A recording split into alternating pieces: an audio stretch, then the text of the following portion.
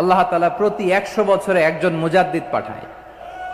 প্রতি 100 বছরে একজন মুজাদ্দিদ, যিনি সমাজকে সংস্কার করেন। আল্লামা দেলোয়ার হোসেন সাঈদী রাহিমাহুল্লাহ ছিলেন তেমন একজন মুজাদ্দিদ। চিৎকার করে বলেন ঠিক কিনা? উনি শিরক বিদআতের আস্তানাকে তছনছ করে দিয়েছেন, তাওহীদের বাণীকে সমুন্নত করেছেন, গণমানুষের কাছে তাফসিরুল কোরআনকে জনপ্রিয় করেছেন।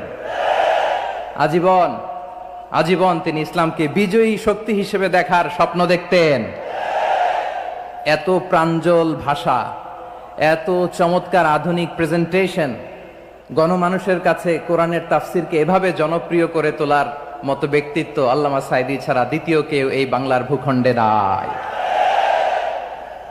এই যে তাফসিরুল কোরআন, এই যে টার্মিনোলজি, এই টার্মটাই উনি আসলে জনপ্রিয় করেছেন। আমরা আগে জানতাম না যে এভাবে তাফসির করা যায়।